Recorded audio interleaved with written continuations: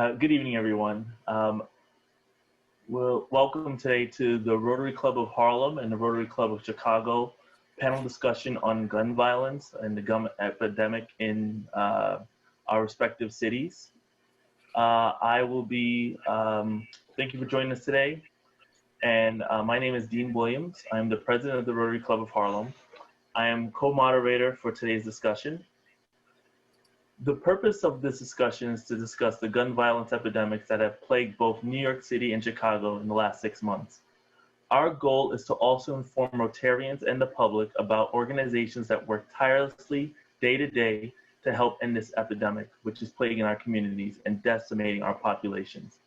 It takes a village to raise a child, and it's the responsibility and duty of its citizens to meet the demand of the community, and to help create a safe haven for all. Our collective goal is to continue to save lives and our communities, one action at a time. Thank you, Dean. My name is Eric Kemple, president of the Rotary Club of Chicago, the founding club of Rotary. I realize that our audience today is a mix of Rotarians and non-Rotarians, so I should explain that Rotary's vision is that together, we see a world where people unite and take action to create lasting change across the globe in our communities and in ourselves. We provide service to others, promote integrity, and advance world understanding, goodwill, and peace through our fellowship of business, professional, and community leaders.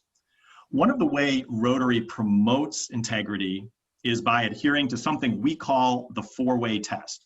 Developed by a president of my club over 70 years ago, long before companies were doing ethics training, and these are the same principles we use today and that guide this discussion. Before we think, say, or do anything, we ask, is it the truth? Is it fair to all concerned? Will it build goodwill and better friendships? Will it be beneficial to all concerned? And will it be fun? Before we begin, we want to start with a brief history of guns and gun violence in our two cities. So I'm going to speak about New York City, which is my home, Brooklyn. And so a bit of the history. So the Sullivan Act of 1911, the law required licenses for New Yorkers to possess firearms small enough to be concealed. Private possession of such firearms without a license was a misdemeanor, and carrying them in public was a felony. In New York City, it is difficult to obtain a license to carry a gun. It is also difficult to own a gun for your own protection. Investigative journalists have used FOIA to obtain documents showing the discrimination that allows well-connected and wealthy people in New York City to purchase, own, and carry concealed weapons. In the late 80s, early 90s, powder cocaine was converted into crack cocaine to increase distribution and sale of cocaine. Crack was cheaper and easier to make. Between 1984 and 1989, the homicide rate for Black males aged 14 to 17 more than doubled, and the homicide rate for Black males aged 18 to 24 increased nearly as much. During this period, the Black community also experienced a 20 to 100% increase in fetal death rates, low birth weight babies, weapons arrests, and a number of children in foster care. The reason for these increases in crime were mostly because distribution of the drug to the end users occurred mainly in low-income inner-city neighborhoods. This gave many inner-city residents the opportunity to move up the economic ladder in a drug market that allowed dealers to charge a low minimum price. In a report issued by New York State Attorney General's office, it was found that 74% of illegal handguns were traced back to cities with lax handgun control from 2010 to 2015. 86% of the handguns recovered originated out of state. Let that sink in. 74% out of city. Since May, the city has recorded 791 shootings, a more than 140% increase over the same period in 2019. The 180 murders seen between May and August is a more than 51% increase compared to 2019. In August alone, there were 242 shootings in the city compared with 91 last year and the number of murders rose from 36 to 53. As a result, the city surpassed 1,000 shootings before Labor Day, making it the worst year of gun violence since 2015. The mayor of New York, Bill de Blasio, believes that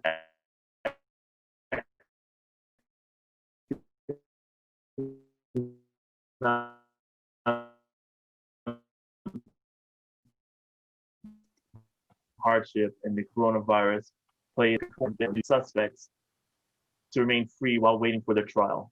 A final theory is that police have stopped policing since the call to defund the police and anti-police protests have become abundant in New York City. This is currently in review in New York City's legislature. Eric, to you.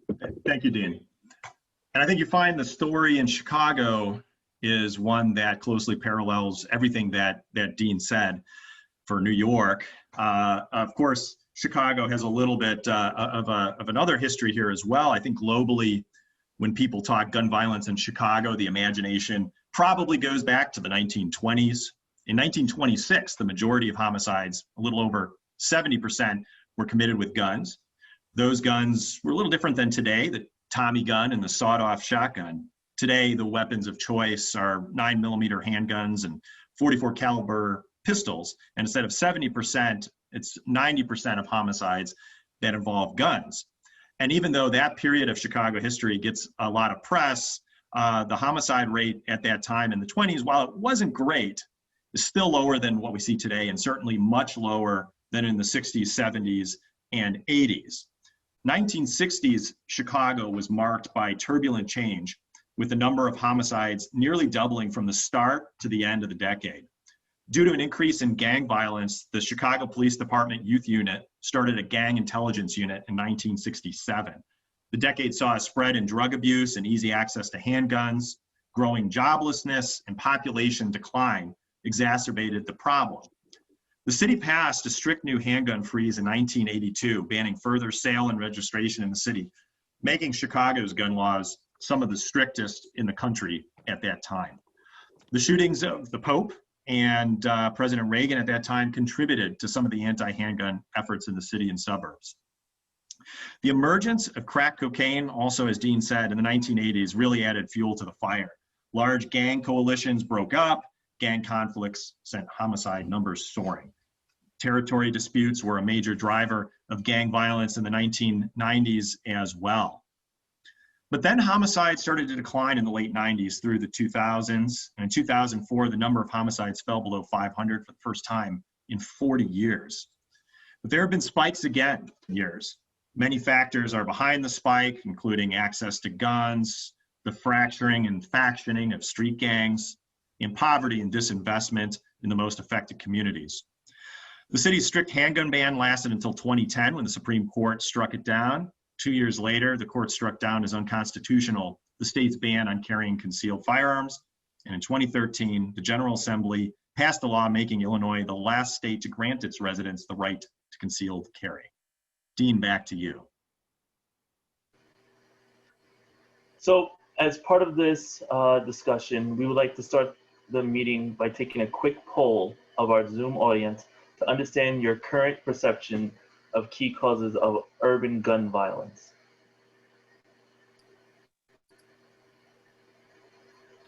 Hey everyone, I'm going to pop the poll up. You will see it on your screen, and you're able to pick your top 3 choices.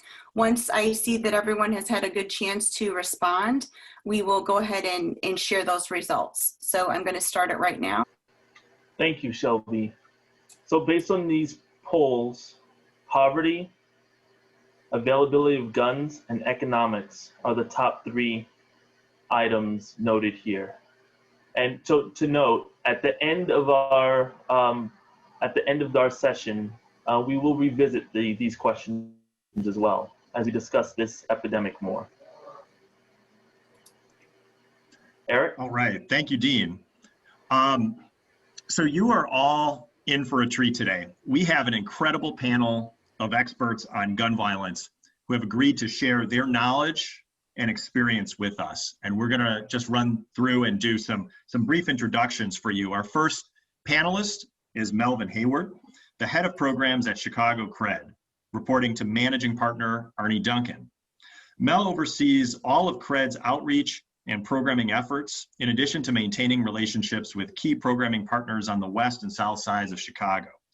Prior to joining CRED, Melvin was the executive director and co-founder of Helper Foundation, a leading player in LA's gang reduction effort for 20 years.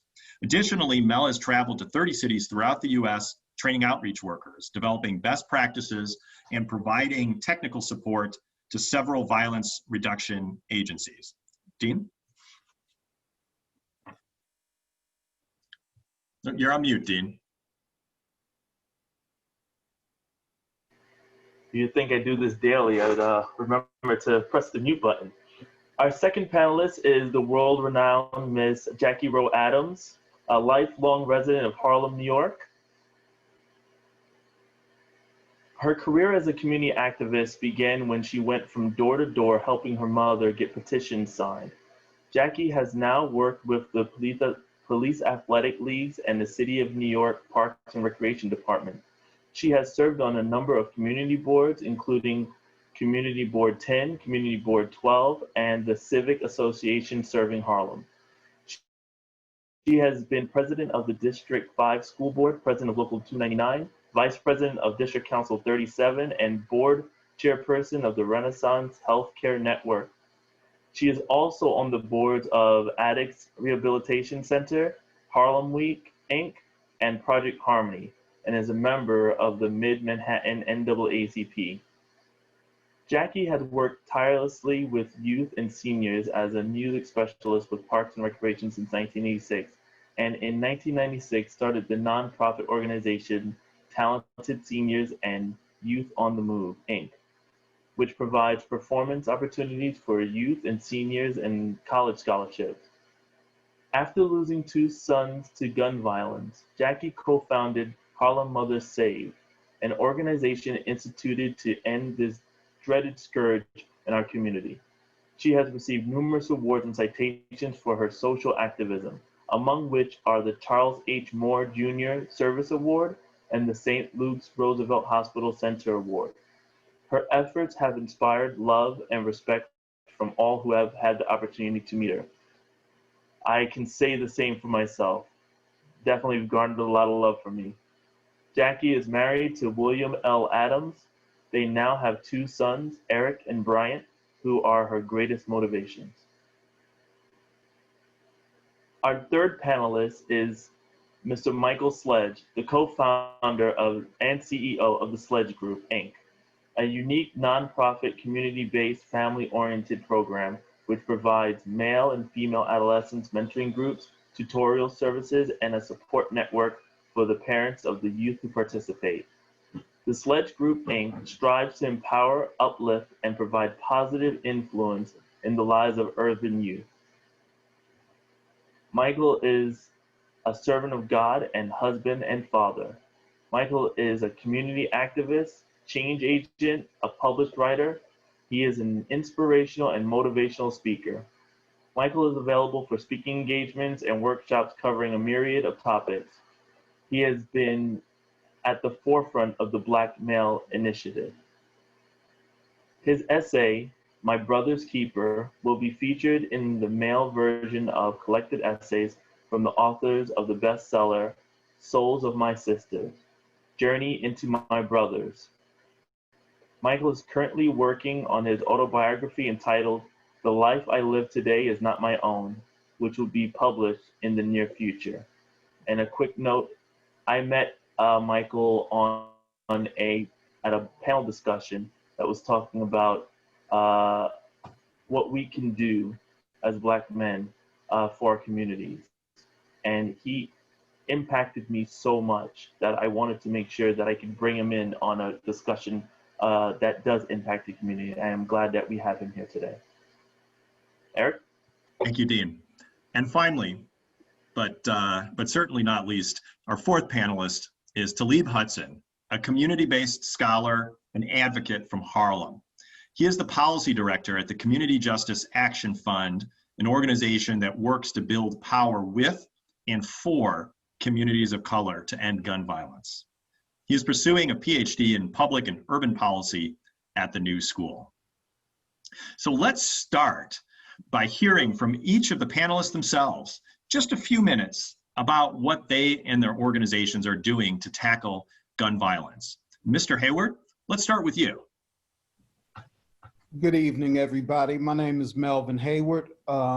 Like they said, I work with Chicago CRED. Our primary role is to reduce gun violence in a transformative way.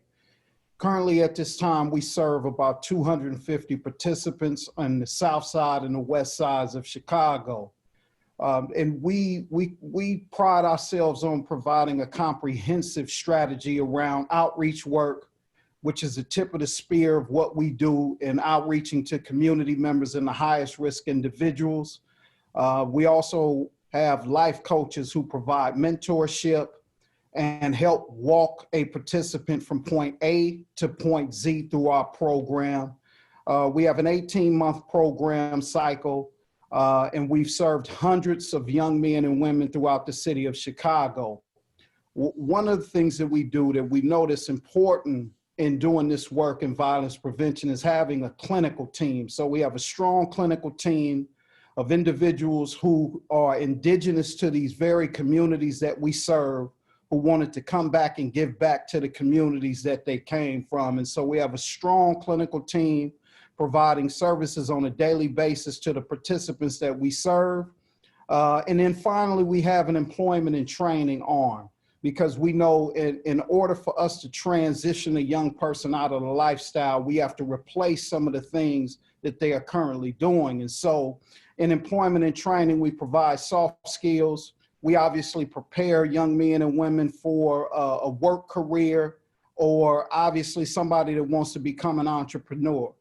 And so there's a 6-month process in the employment and training where we are preparing young men to head out for their future and become productive citizens in the community. And so what I can say is I believe we've done a phenomenal job with the participants that we serve. We partner with all of the violence prevention agencies in the city of Chicago because we believe that in order to get this job done, it's important for us to have a multi-sector collaboration, but also working in tandem with other agencies, because not one entity can do it all.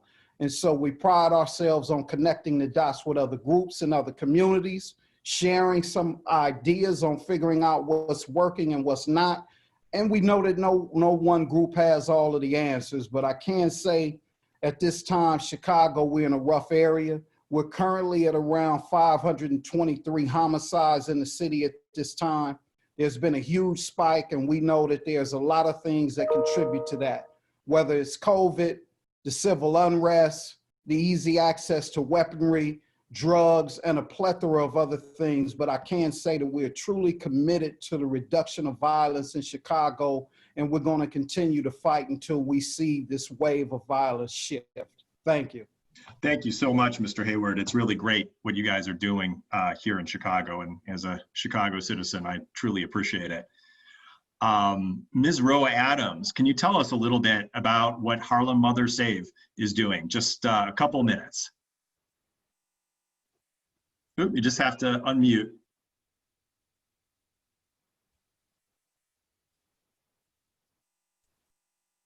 Hi, everybody. Okay, so first let me say thank you so much, Harlem Rotary and Chicago Rotary. This is a very important topic and issue, and I am just so glad that you guys are doing this. It's very important that our public know that taking a life is not easy for the families that have lost a life. I'm a mother who lost 2 kids to gun violence, as some of you heard my bio, so I don't have to repeat it. But what I do want to say is, I can't bring my child back. But I could certainly help another mother, another family from feeling the pain and hurt that we are feeling. And that's what Harlem Mothers Save, Stop Another Violent End is about. And we have fathers. So in 2006, we started the organization because we got sick and tired of being sick and tired of kids killing each other, all these gunfire. And we went into Assemblyman Keith Wright's office one day and said, enough is enough. Who's giving our kids these guns? And we stood on the steps of City Hall and we called a question, who's giving our kids these guns? So what we do now is try to prolong life. We do activism, organize rallies, we do visuals, and some of you have been there. We work with the youth, we do youth summits. We also hold town hall meetings, but more so than ever, we're a support group. If you had a loss and feel you're all alone and nobody understand what you're going through, we're there because we know your pain. And we let you know it's hope. We had so many families that wanted to commit suicide, but because of Harlem Mothers Save and Fathers, we were there to support. And that's what we do, some of the stuff that we do. We make sure that families know they're not alone, and we work with NYC, we work with the New York Police Department, and we work with so many organizations, as you heard my bio. Thank you so much, Jackie. And that is also amazing work, and it's an amazing story as well. Mr. Sledge, can you tell us a little bit about what you and the Sledge group do? Sure. And first and foremost, I want to thank Harlem Rotary and Chicago Rotary for having the courage to put on this event. It's definitely needed in this time, and I'm grateful and very blessed to be a part of this panel. The Sledge Group, Inc. is a community-based 501(c)(3). We're a grassroots organization. We've been in existence for 20 consecutive years. We're one of the oldest running mentoring programs in Harlem. It was founded by myself and my wife, Deborah Sledge. Our mission statement is we are dedicated to empowering our youth through education and life experiences. We must transform the minds of our at-risk youth by freeing them from the unconscious acceptance of inferiority. And our commitment is our dedication, which is actually our trademark. We're committed to improve the quality of life in our communities through the many services we offer. We believe in empowering our constituents to be vital and self-sufficient citizens. We seek to enhance the lives of the unserved and the underserved by providing high-quality service and leadership. We believe that the collaboration among nonprofits, government, and businesses at all levels has been and will continue to be critical to our country's rise above many of its greatest challenges, being gun violence. We offer free mentoring in two separate forms. The young ladies are in one room, the young men are in another room, 13 to 18. We just decreased the age, mainly because the gangs in Harlem decreased the ages of their initiations into the gangs. We offer free parent support group, which is critical. We have a holistic approach to mentoring. We're award-winning mentoring program, not just in the state of New York, but throughout this country. We've received several awards. And we have a holistic approach to mentoring. We do one-on-one mentoring, we do group mentoring, but we have parent support group meetings that's required. We're totally volunteer-based program, totally free program. And I emphasize the free part, especially in the communities that we work in. We're in Central Harlem on 125th Street, prior to the pandemic, 230 West 125th Street, and Toro Medical School, directly across from the Apollo Theater. We offer free tutoring, and we've been very successful with just serving our community and giving back. To see a young man or a young lady who may have come to us at 13 and 14, and 20 years later, now they're mentors and they're doctors and they're teachers and they're nurses and they're principals in school, speaks to the volume of our organization. And I'm very proud and honored to be on this panel. Thank you. Michael, we're honored to have you on the panel. Thank you very much for being here. That's fantastic. And then finally, I want to move to Mr. Hudson. Could you tell us a little bit about the Community Justice Action Fund and what you're doing for the community? Sure, and like the other panelists said, definitely thank you to the Rotary clubs of both Harlem and Chicago for having us here. I feel like I'm the kid in the room with the celebrities to be with such these esteemed guests. The Community Justice Action Fund is a national advocacy organization that works to build power with and for communities of color to end gun violence. We focus on that through three main prongs. One is having an impact on public policy.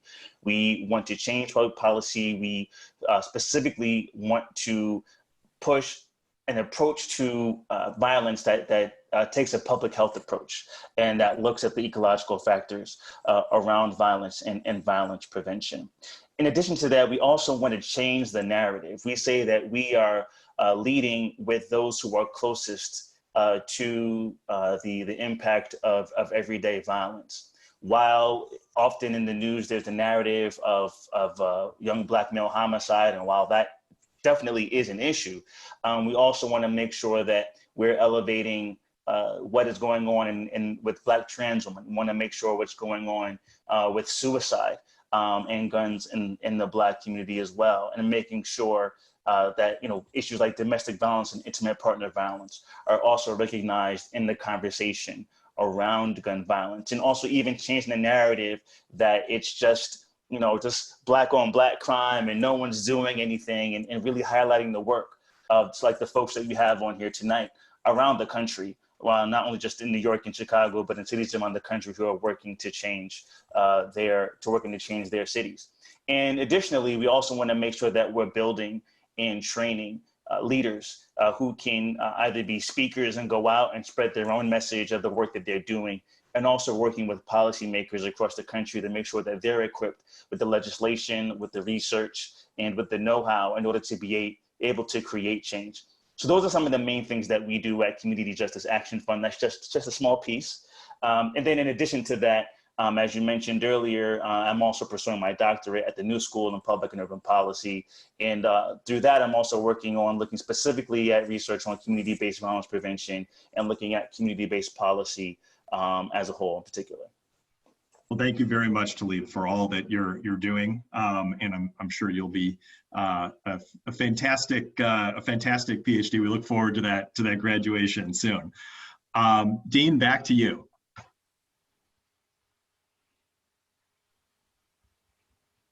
I'll get this right sometime.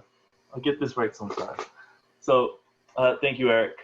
And I do want to go back to something that Mr. Hudson said, where it's a question that has come up, and I've seen it on Facebook, which is one of the reasons why I wanted to put this together. It's what are people ask the Black communities, like, what are you doing to end gun violence in your communities? What are you doing?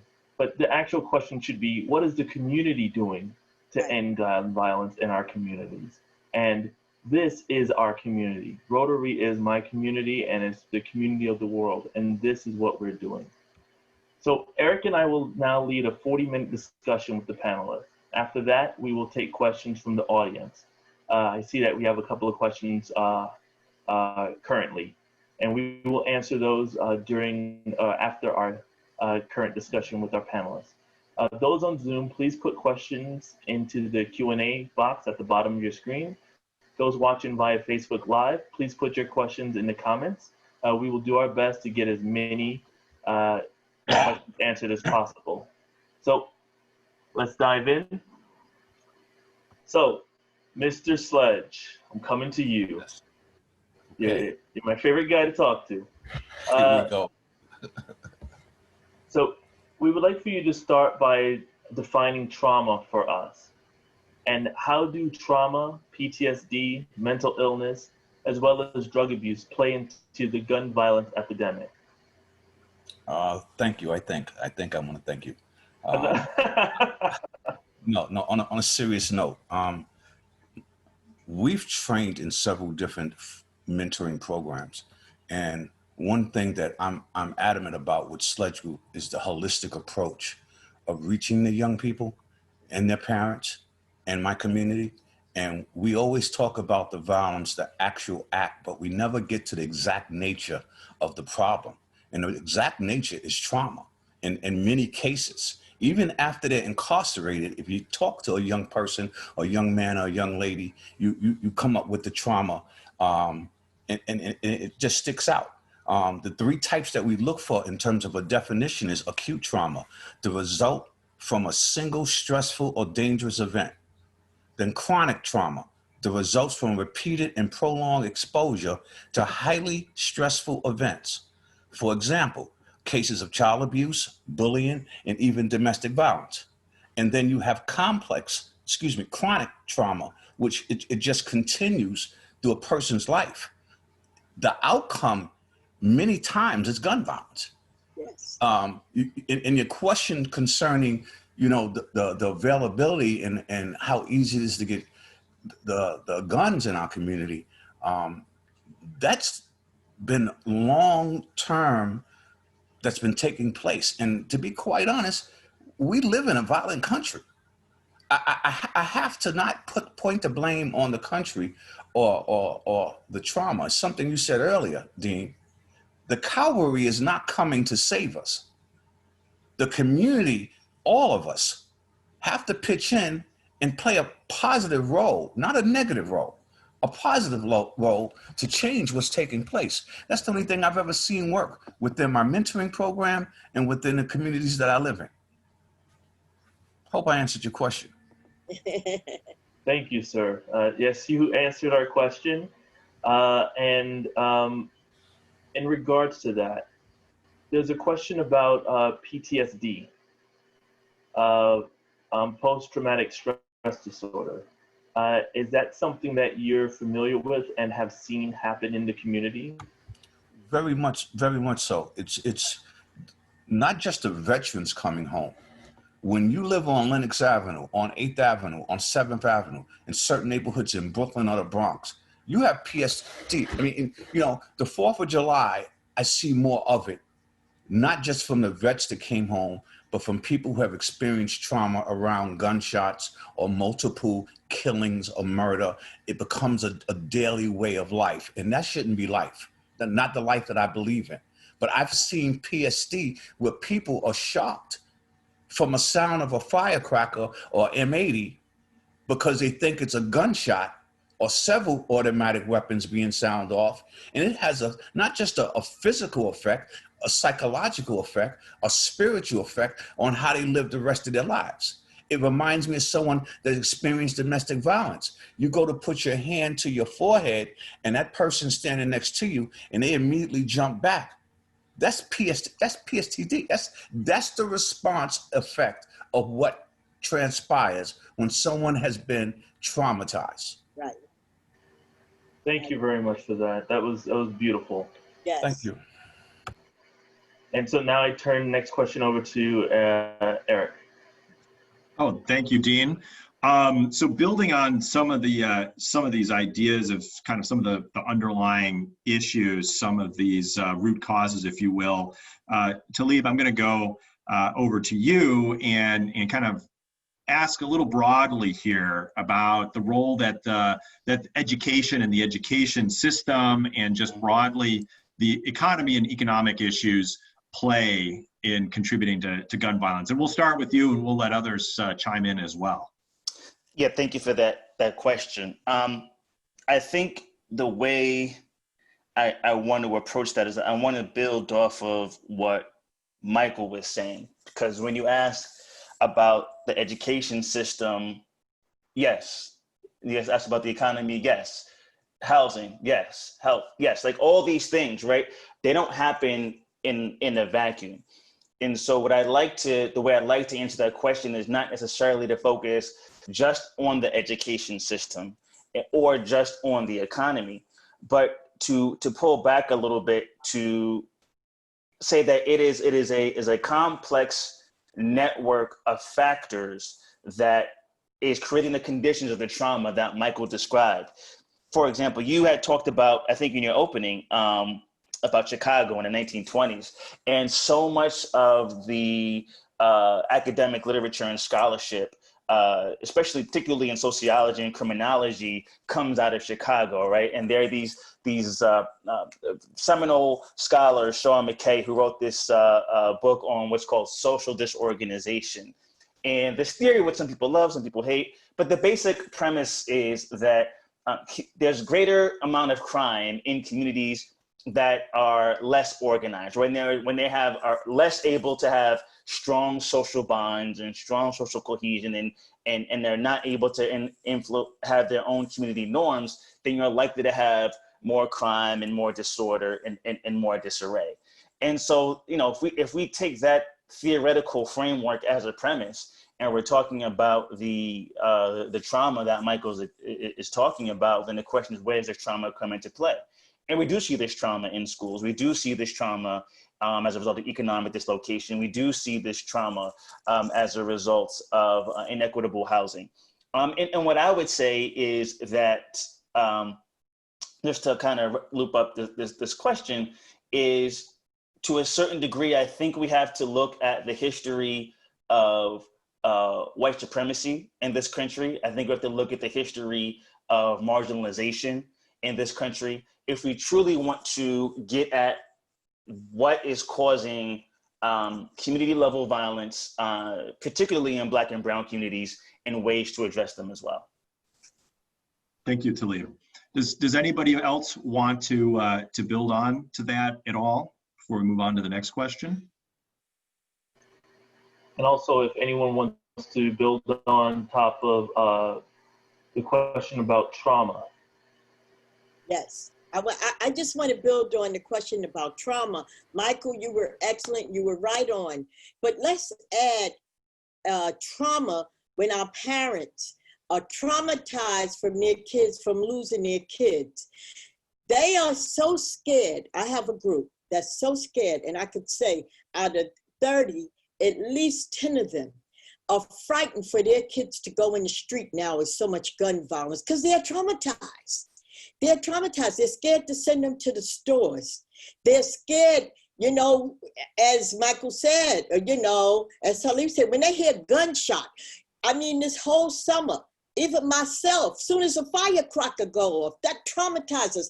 We feel pains all in our stomachs. We are scared.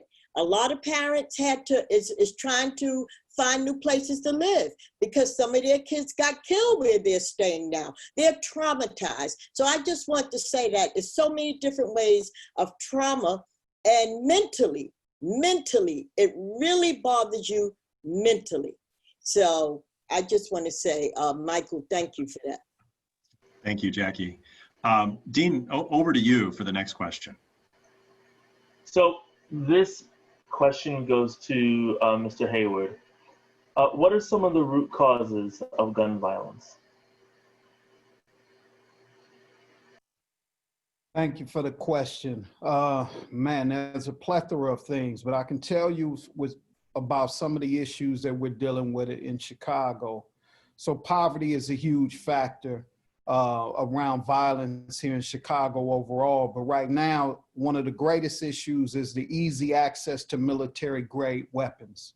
And so we believe that that's a systematic issue where young men and women have access to getting guns off of trains, and folks are dropping off guns in those trains in the community. And, we have a huge drug issue where we're talking about people addicted to PCP.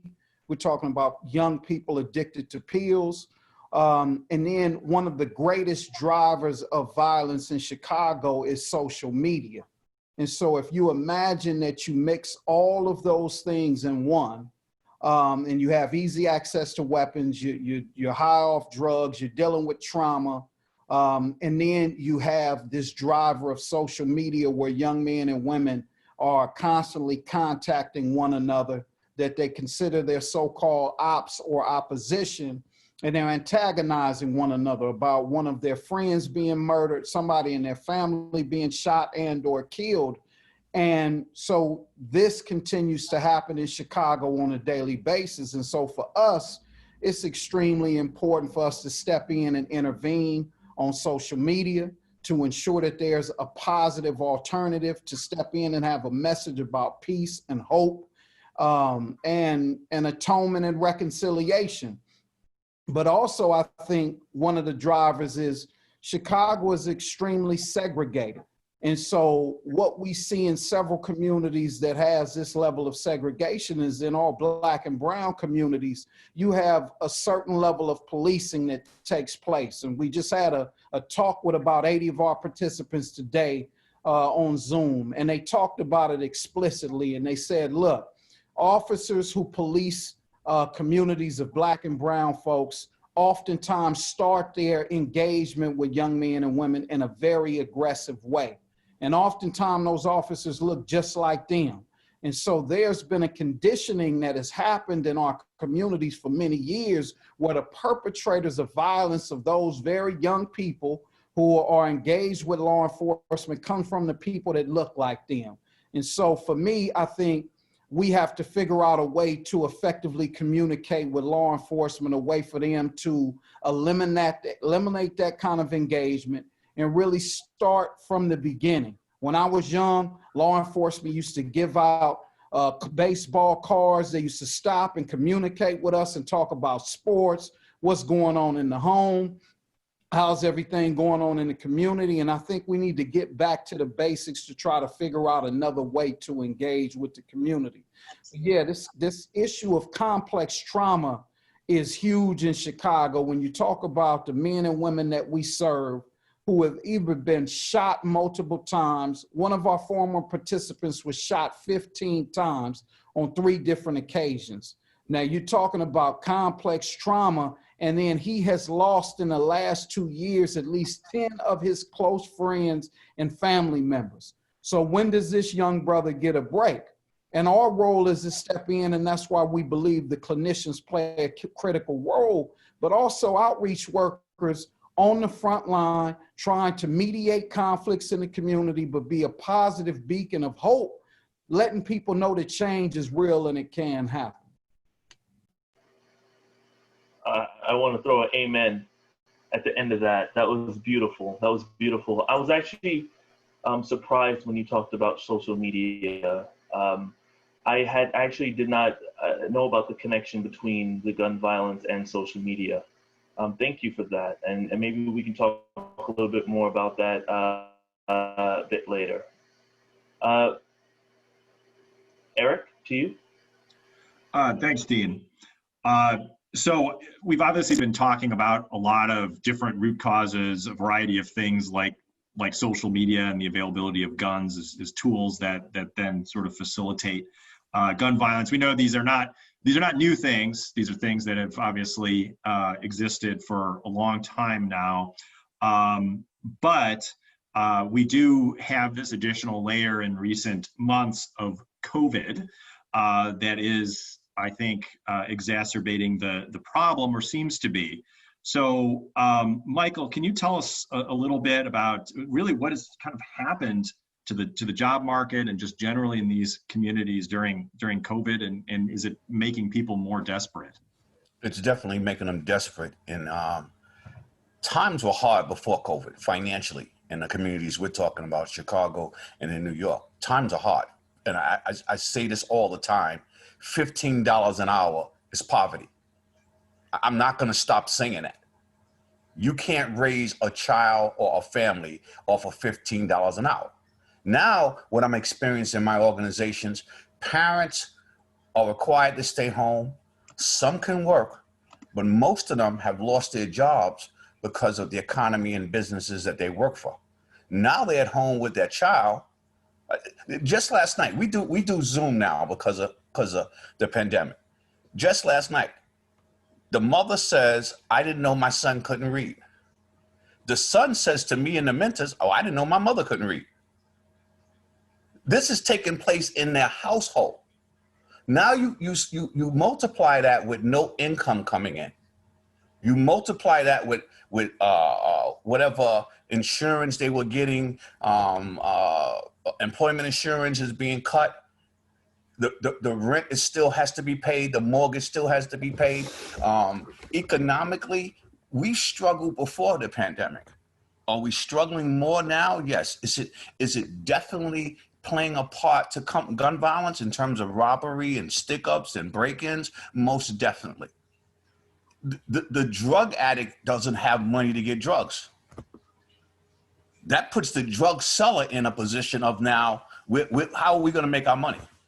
You know, Brother Hayward's talking about, you know, the PCP, fentanyl in New York is through the roof. And when a drug dealer starts cutting their drugs with fentanyl, you're killing your customers. But the reality of it is the economy and the lack of money is not allowing it. It's like we got a bonus from the government, whatever that dollar amount may have been if you made under $75,000 or $70,000. That doesn't suffice for your next month or the following month or the month after that. That doesn't suffice when you have to feed 3 or 4 children. So most definitely it's playing a part. The educational side, New York in particular, has not determined one core way of educating our children. Today, one of my mentors who's a principal went back to the school, 10 in the classroom. My daughter, who's a teacher, works for another school in the 5 boroughs. She's teaching in the bedroom. Some children are going to school a couple of days a week. Some children aren't. You don't think on a long term, this is going to have an effect on what they're being taught or how they're going to progress educationally or academically? Even some universities is all online. One of the young men told me yesterday, he goes to school, to the campus for 2 days. Everything else is online. Where's the unity? Where's the leadership? Where's the understanding that we're in a pandemic and we all should be doing the same thing besides wearing a mask, which is required? But are we doing that? No. So no, the pandemic's in our communities is playing a major role, but I can't let go of the discrepancy with the education system in Chicago and in New York. Brother Hayward made it real clear. The difference of being taught in the 5 boroughs and being taught in Long Island is totally different. The difference between how you're taught on one side of Chicago and the other side of Chicago is by far totally different. Does it play with the value of life in the education system and in incarceration rate? Yes. I say this a lot, Eric, and a lot of people get upset with me. A lot of this stuff is done by design. Yeah. By design. And people get very upset when I speak the truth in my mind and I back it with numbers and statistics and data. But it's a fact. Again, the cavalry is not coming. We have to take care of ourselves and our own legally, without the guns, without the violence. That's right. Thank you so much, Michael.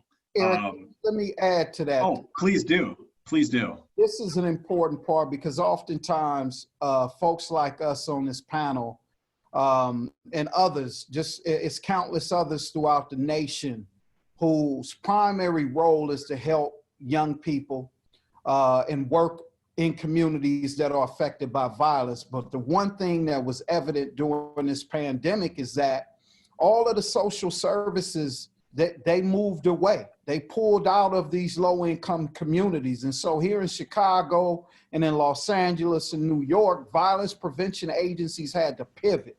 And so this is why I speak to violence prevention entities being critical to the work that's happening in the fabric of peace in the community. We pivoted and had to start disseminating food 5 days a week, because when the families were let off from their jobs and they didn't have the ability to pay bills and let alone go shopping for food, we had to step in and start to disseminate food 5 days a week in the lowest income communities.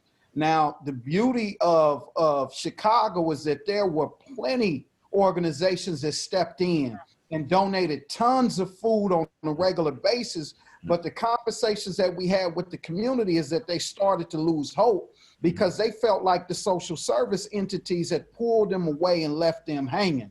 Mm-hmm. So, you know, when we talk about individuals who are critical to the community, man, I gotta say that I've seen some phenomenal work by nonprofit organizations nationally who stepped in with food, Pampers, gift cards, had clinical sessions with families who were going through trauma, mediating conflict in the community, where young men were going at it with each other, trying to go to war. So not only were we faced with the burden of continuing to do our job in cities like LA, Chicago, and New York, who already have a gun violence situation, but we had to pivot and add even more to what we're already dealing with to make sure that our communities didn't continue to suffer during these trying times. And if I could just jump in on that, Eric and Dean, I think that's a very important point not to lose sight of, because not just New York, Chicago, as you were talking about, before my role here at Community Justice Action Fund, I was with the National Network of Safe Communities. And I can tell you, Miami, Oakland, Detroit, South Bend, Indiana, cities across the country, the folks who are doing that violence prevention work on the ground did have to pivot to COVID to now not only fight the violence, but fight the virus. And the reason this is a very important point for us to be aware of from a public policy perspective, and for those who are listening on this call are gonna watch the video later, one of the reasons why this is very important to realize, because many of these organizations get very minimal, if at all, funding, number one. Number two, the funding that they may get has to be very narrowly tailored to an evidence-based violence prevention program.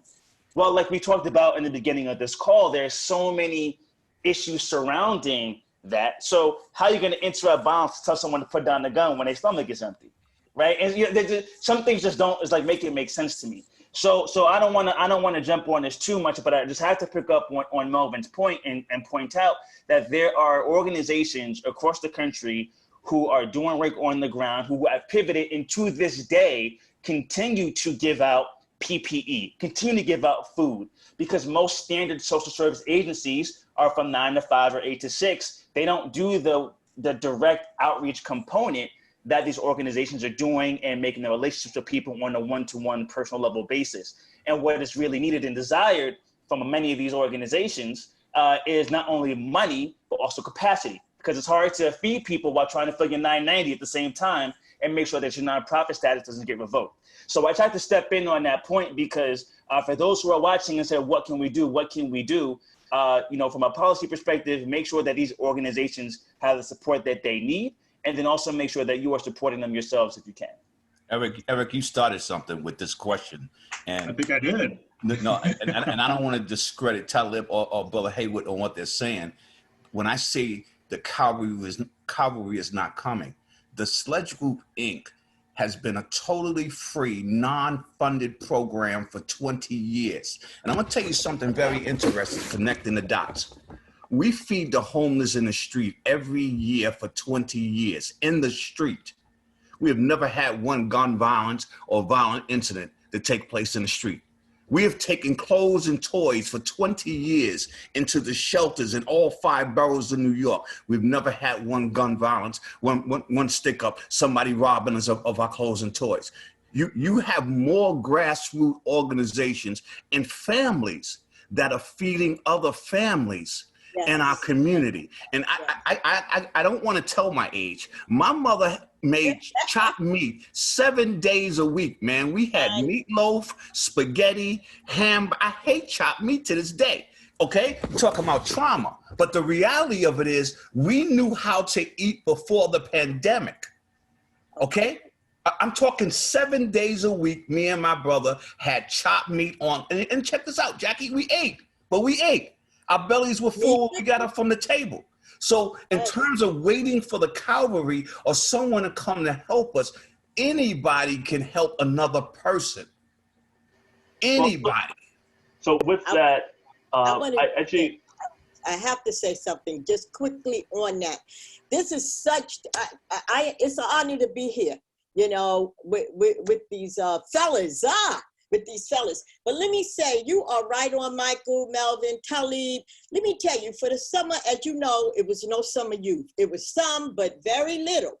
I was able, through a nonprofit organization called Glassy Baby, fund 5 kids. You know what the 5 kids did this summer? They stayed off the street, but we fed people. We fed people because people was hungry. You know what those kids said?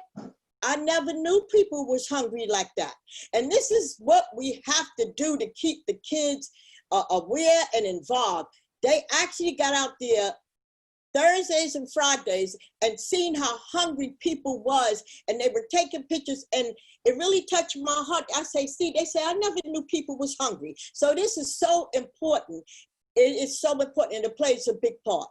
And I'm glad these are things that we can do and continue to do. Thank you very much for that, Jackie. And actually, I want to pivot to the community. We want to bring, we have a lot of questions that we would like for the panelists to answer, but there's two questions that we wanted to make sure that we can wrap this up in. And one of it is, so we talk about community, and then there's the criminal stigma attached to snitches. And so Papoose, he's a famous rapper. He made a recent comment comparing snitching to the Blue Wall and Mafia Code of Justice. And I wanted to have the panelists speak about that. And first, we could define what snitching is. Mr. Hayward, would you like to take this question, please? Absolutely. Well, I'm absolutely I don't know this subject well. I'll be honest with you as it relates to that. I was in the lifestyle, in the gang lifestyle for many years in my early days. And I've been in violence prevention for 22 years now. But what I know, and I've been incarcerated multiple times, what I hear people talk about snitching is totally off. What I do know about snitching is that when you and I, Dean, we go out and commit a crime and you get caught and I get away, if you tell law enforcement that I was with you in a part of that crime, that's snitching. That's right. That's right. Having a regular community member that's a tax-paying citizen doing what they need to do in their community, tell or inform about a situation that takes place, that's their right. Now, what's different is in the field of violence reduction, our standards and what we train to is not to tell or inform on any person or group. And the reason why we do that is because our work is relationship based. It's no way in the world you're going to be effective in the field of violence reduction without having the proper relationships. And if you want to stop gun motivated violence, you have to work with the shooters.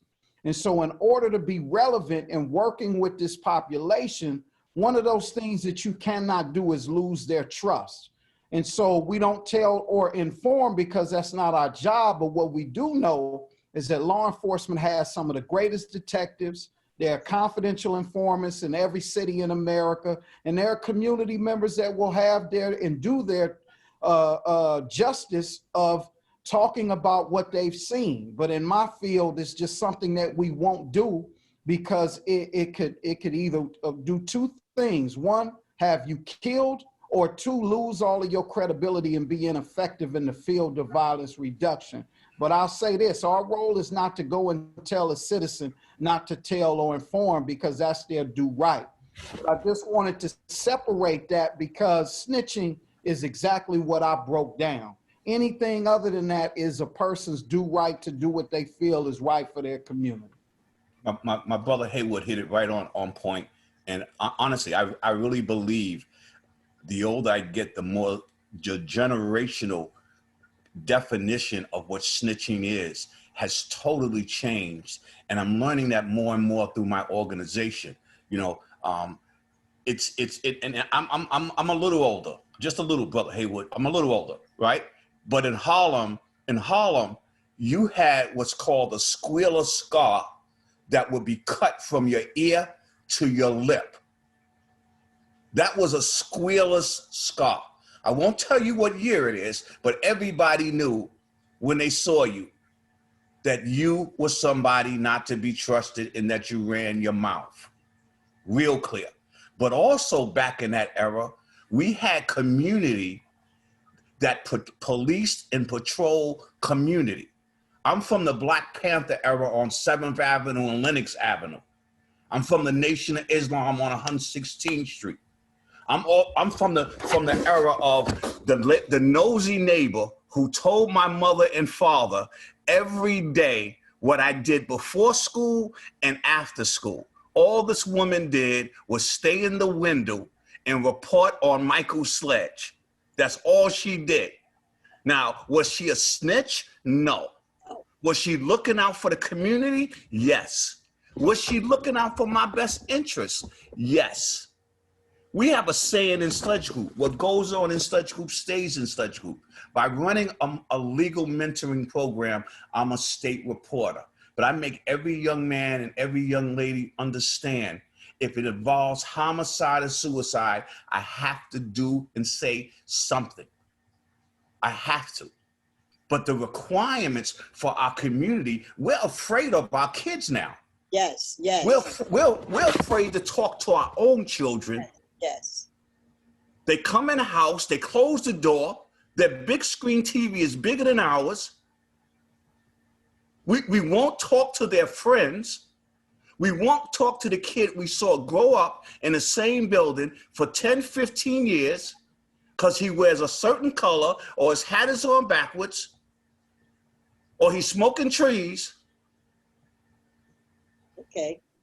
The community has to open their mouth and do something. Right. That's right. We have to do something and say something. And I'm not talking cliches. I'm talking about how I was raised in Harlem. Mm-hmm. So, Michael, I'm glad that you said that, because I told a story to all of you earlier during the week that when my first son got killed, the grocery store owner ran out and said, "Those are the ones who did it. Those are the ones who did it." And that's how the police caught them. And that was not snitching. That was trying to catch them from killing another person and taking another life. And so that's what it's about. Community. People have to stick together and go back. We can't go back to the old days, but hey, let's take back our community side by side and block by block like we did before. Thank you very much, Jackie. And since we're talking with you right now, I have another question for you before we move to the audience Q&A. Tell us a little bit about the Kingpin Law. So because there's so many guns coming into our community, into our state, our city, you know, it's more than ever. We're taking our kids, 1-year-olds, 5-year-olds. I never seen so many kids, little kids, getting shot and killed. And all this time, the Kingpin Law legislation been on the table in Albany. So Harlem Mother Save, with others, and Harlem Week, we decided that we are going to call a question. And we spoke to Senator Robert Jackson, and it's called the New York State Kingpin legislation. Since 2015, this bill been on the table. But what the bill does, it established the A1 felony operating as a major firearm trafficker. And I want y'all to listen to this, for which a person is guilty if the person either sells 20 plus guns in a year or possess 20 plus guns with the intent to sell. The current bill is, and it is a number, A671 if you want to look it up. 2019, this bill is needed to deter traffickers from bringing guns into our community. Because under the current law, regardless of whether an individual sells 10 guns or 10,000, the highest criminal charge is first-degree sales of a firearm, a Class B felony. And so what we're doing is calling up on our people in our community. This is not federal, this is state right now. Coming from I-95, we're calling up on them to call their legislators and lawmakers to pass this bill. And let me just say this, too many guns are getting into our kids' hands. Enough is enough. And we are sick and tired of being sick and tired. And the kids told me, Jackie, Miss Adams, I know somebody bringing guns from down south. So this is real. They're taking the bus and the trains and cars. And it's time for us to pay more attention and sign this bill. Go on our website, Harlem Mothers website. Thank you very much, Jackie. Well, there's a lot to chew on there. This conversation has been really, really incredible, and I'm seeing it in the questions that are coming in from the audience here. So why don't we shift over to some of the audience questions? And there's some great ones. Talib, I'm gonna start one here with you, if you don't mind. The question is, how does the criminal justice system impact communities of color, and how does the culture and mission of policing contribute to that? So how much time do we have? Because there's a lot more questions after this too. I'll try to give the 30-second overview, and it's good that that this is kind of coming off of what Jackie just said. You know, when I first heard about she first mentioned the Kingpin law, at first I was a little apprehensive, just in the sense that the criminal justice system, or some may say the criminal injustice or the criminal legal system, you know, has been used against Black and brown communities in the United States. Earlier, Melvin was talking about, you said earlier, Melvin, about law enforcement, and there is a correlation. I don't want to say causation, but there are correlations between lack of trust or a decrease in trust in law enforcement institutions and an increase in crime, right? I don't want to necessarily say that one causes the other, but there is a connection here. So when people don't trust the police, when people don't trust law enforcement, then they're less likely to report crimes. And we don't just see this in terms of gun violence in our community. You also see this in terms of immigration, right? Where people, if they think they're going to get deported, they may not report domestic violence or other crimes because they don't necessarily trust the authorities.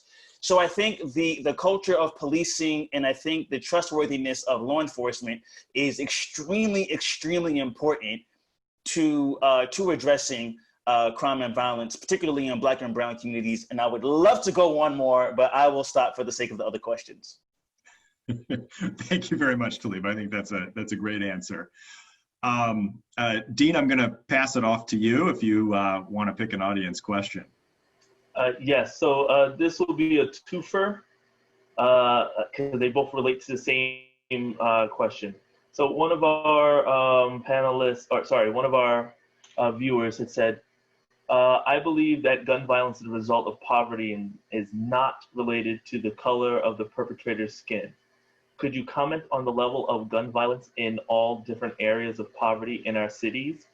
And with that, how does the criminal justice system impact communities of color? And how does the culture and mission of policing contribute to that?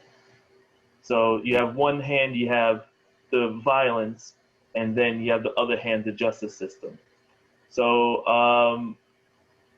let's start with Mr. Hayward.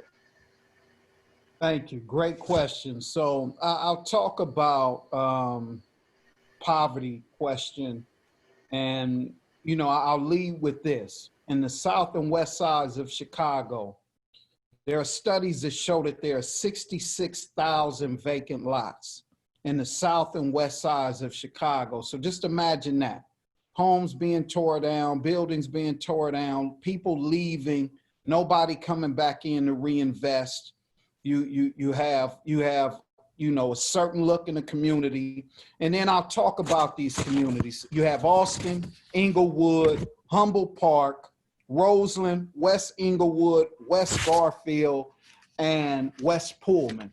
So these are some of the areas that have the most violence in Chicago.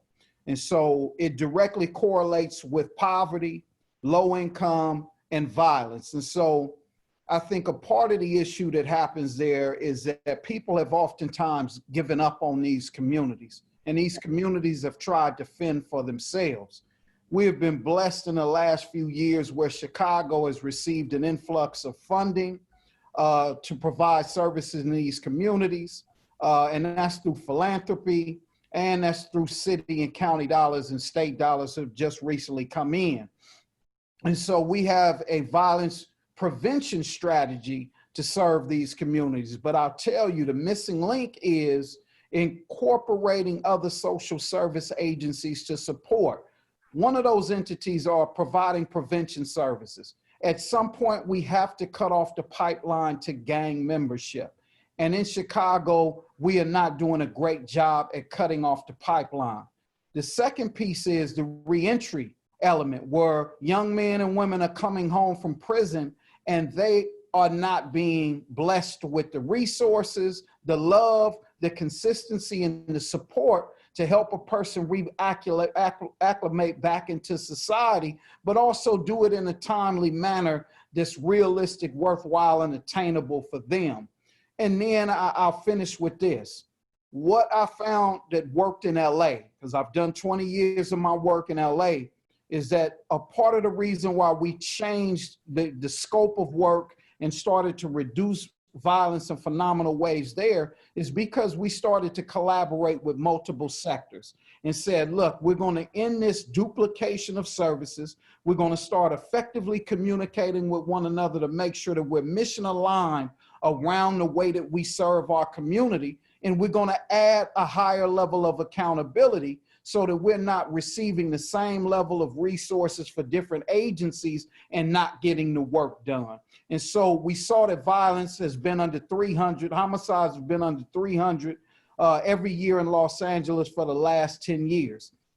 I know that it's possible here in Chicago, but we got to get some things tighter. We're working on it. We're moving in the right direction, and I'm optimistic about 2021 and the years further.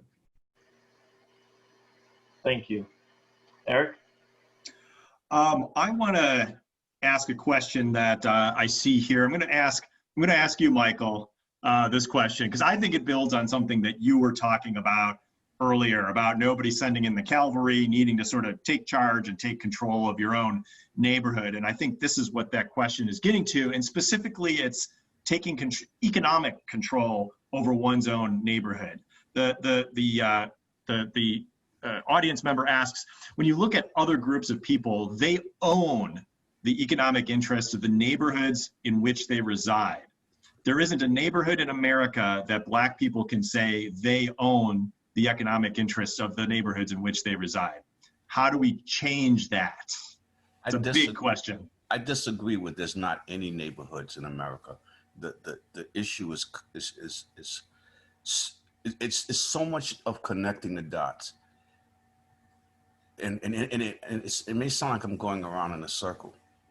If I come from a poverty family and I'm getting a very low grade of education, and while I'm being educated, I'm being indoctrinated to the criminal system in terms of being incarcerated or my lifestyle. It's a vicious cycle. It's a generational curse that continues in our community on a regular basis. And when I say I don't agree that there's no place in America, when you're talking Chicago and you're talking Harlem, for example, we have street vendors on 125th Street up and down that are all of color, but all the business owners are not men of color or women of color. It's real clear. And I grew up in Harlem. So as a child, it was predominantly a Jewish 125th Street. Totally. But the reality of it is a lot of us won't make the city council meetings, the community board meetings, or have the funding or the money to pay the ridiculous rents to put up a store or office on 125th Street. And I'm just using that as an example, but it's all connected. And this is why I keep saying things are by design. I love Brother Hayward's answer and Brother Hudson's answer, and they were gentlemen. They were really gentlemen about the disparate treatment in terms of the injustice system in America. I said it, Talib, injustice system in America. There may be 2 prisons that I have never visited in the state of New York, and all of them, 97, 98% are filled with men and women of color. That means 2% don't wear the tan I wear. By design, economically. When you look at the graduation rates and how many of us go into college, or how many of us just graduate from the 12th grade that can literally read and write. one of the most powerful things I've experienced running a mentoring program for 20 years is that our children still can't read and write. And it's still being socially promoted. And it's still being taught Christopher Columbus discovers America. And now they're at home on Zoom with the parent at home, and the parent doesn't know Christopher Columbus didn't discover America. How could you move up economically and financially if it's not planted at home with the parents to change this rooted cancer that's constantly taking place in every community of color consistently? We're talking Chicago and New York tonight. What about Detroit? What about Kentucky? What about Missouri? The person that put the question up about, I don't believe the gun violence is a thing of color, you're absolutely right. Half the domestic terrorists in this country are not people of color. That have literally gone up to Vegas. I think Vegas is third year where they blew up a sprayed up Vegas with guns. Today's the third year of that. It wasn't a person of color. Yes. I don't want anyone to walk away from this and say, this only happens in our community and only happens to, African Americans and Latinos. No, that's not what I'm saying. You guys asked me to speak on this because I'm from Harlem and the work I do in Harlem, and I'm grateful. But the reality of it is, we got a gun violence issue in America. Right. In America. Mm-hmm. But let's look at the history of this country. I think I said enough. And actually with that, Mr. Sledge, so this question is for everyone, but I would actually like to start with Ms. Adams on this. Why do you think violence and gun violence seem to be a male-dominated issue? And so I open this to everyone, but I would like to get a woman's viewpoint on this. Well, as a mother who have lost 2 kids to gun violence and two males, and you're absolutely right, it is predominantly males that are getting killed. And I feel because the parents play a role. The parents have to get more involved with their males. The fathers, a lot of males don't have father figures. And some of them have a tendency to go out and do, feel that they're all alone, they don't have a father, and they want to take to the street. And a lot of these shootings have really came from kids that don't have fathers to do things and keep them engaged. And it's a lot of male. The women are pretty much home. The girls are pretty much home with the moms. So I feel that organizations, they need organizations. As you heard Mike talk about community involvement. The male don't have, all they do is play basketball. We have to come up with something for male children to do more than sports. And so I feel that's one of the reasons, or one of the things that I feel that the male figure is not in this young man's life. One of the things that I do, just like talk about feeding the community, I had males that were so involved, these young boys were so involved with helping the Harlem Chamber of Commerce. They fed people for 2-3 months. These young men were so engaged, they didn't have time to get out there, in the community to do anything wrong. So we have to find more male figures, need to step up. And I always say to the families, look under your bed, look under your mattress, know who your son is going with, know who their friends are. This is your house. Stop being afraid of your kids. And most of them are afraid of the boys. And so that is just one, I'm just touching on the little surface, and that's some of the issues that play a part. Family, more family, male figures involved. If it's not but an uncle, a cousin, a big brother, more male figures should have more involvement with our boys. That was beautiful. Thank you for that, Ms. Adams. Wow. This was a great discussion, very reflective. There are parts of the conversation that I hadn't thought about, and there are parts of the conversation that this is a drop in the bucket, this conversation. There's so many more questions from our audience, but it's time to move on before we close. So first, I would like to administer the same poll to our Zoom audience that you saw earlier. And I'd like to see if your opinions have changed about the causes of gun violence. All right, I'm going to go ahead and launch the poll again. It'll be the same procedure as before. I'll keep it up for a few minutes and then share the results. I realize while we're polling, I don't want to influence the results on this, but sorry. I think that the role of parents in the community is very important. And one of the comments that we receive in the community also is that some of these, because of the absence of male figures in the family is the reason why gun violence is on the rise. And I do not believe or subscribe to that opinion. There's a lot of factors that play into gun violence, a lot of factors.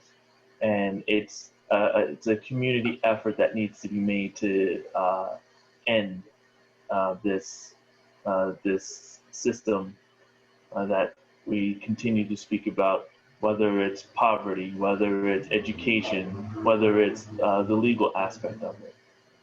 And so I would like to show the results of our poll.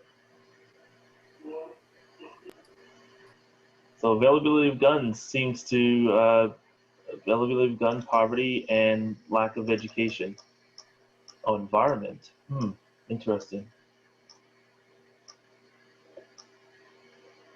So last but not least, Evan, he's a member of the Rotary Club of Chicago and longtime peace advocate, who was also instrumental in helping to organize today's event, will tell us a little bit about Rotary International Global Strategy for Peace. Evan, the floor is yours.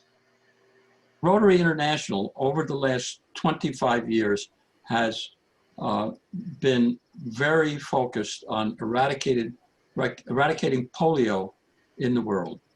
That's been one of the overall themes, both of the grant giving as well as strategic partnerships with the Gates Foundation, the World Health Organization, and others. Well, polio is almost eradicated from the face of the earth, and Rotary is transitioning to a new focus. One, it's not entirely set yet, but one of the primary concerns of Rotary as a whole is becoming peace and the pursuit of peace. And they have partnered with an organization called the Institute for Economics and Peace to develop a concept and a measurement of something they call positive peace.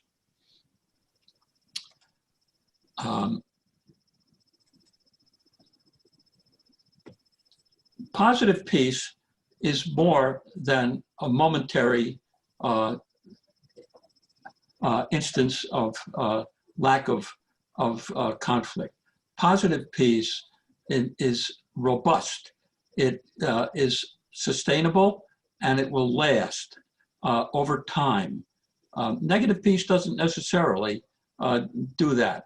If you make an observation at any society or country at a point in time, it may look peaceful, but may erupt into chaos the next moment because certain institution structures and attitudes were missing. So Rotary is working to identify what are the structural components of a lasting peace, of positive peace. So they have used the instances of negative peace that there have been and looked at all of the social factors that are present, and then projected and analyzed with big data systems what are the institutions and attitudes that make for lasting peace. And they have come up with 8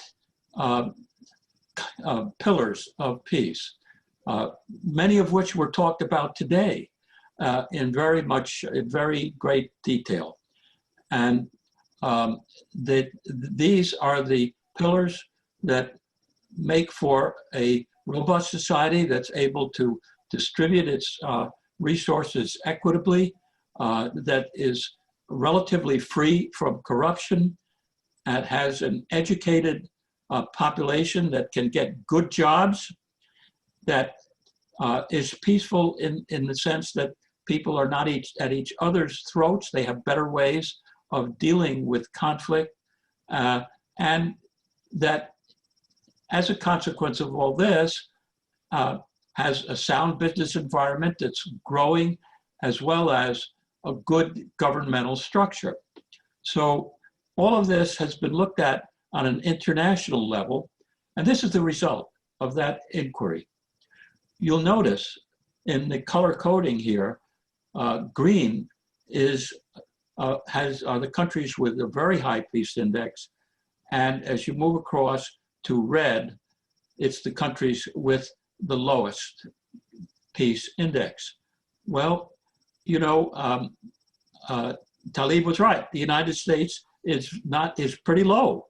It is a violent country, and the ones that have the highest peace indexes are Canada, Australia, and Japan. So there's a lot to be learned. This is at a very mega level, a country to country comparative level. And there's a lot to learn about what makes for pillars of peace at a community level. We've talked about many of them today, or the absence of them. And I won't go into that. Rotary is orienting, it has historically oriented its grantsmanship to the Sustainable Development Goals of the UN, which are pictured on the left side of the screen: peace, disease, clean hygiene, education, and growth. And those are international goals, but there are needs on the community level too. One of the things that has been developed is what is called a Rotary Action Group for Peace. And they have developed a structure of that Rotary clubs can sign on to become peacemaking clubs and engage in local peacemaking opportunities. They have a way that they can showcase what they've done and inspire other people to get engaged and contribute to all of these different elements that make for a peaceful community. So that's the message for Rotarians to become a peacemaker. Thank you very much, Evan. And I think all of our Rotary clubs, if we're not already engaged in efforts relating to that, I think we should be. So we're really just about ready to wrap up already. The time seems to have flown and I feel like we've barely touched the surface here, but I do want to thank everybody for joining, not only our panelists, but also our audience members as well. And I would ask at home, all of those watching virtually, please give a big virtual round of applause for our panelists.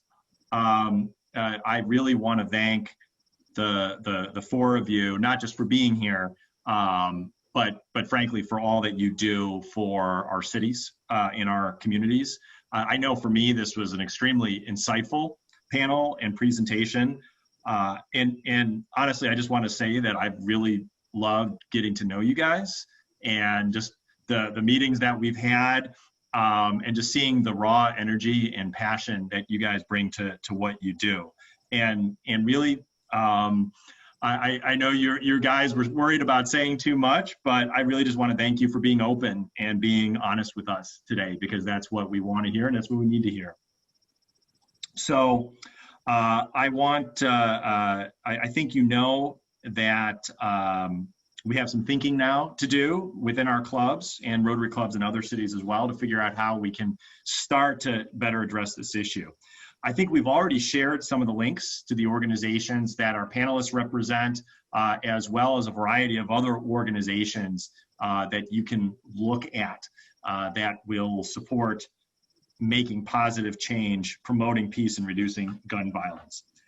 And frankly, if you're not already a member, joining your local Rotary Club can also give you a powerful tool towards affecting change in your community. So thank you all, folks who have helped as well, because it's not just Dean and myself. A lot of folks were involved in the planning of this event. Folks like Dwayne Norris, Marva Wade, Janitha Hines, and of course, Evan Freund as well. So thank you for all the work that all of you have done to put this great event together. And with that, good night. Good night. And be safe, everybody. Be safe. Thank you.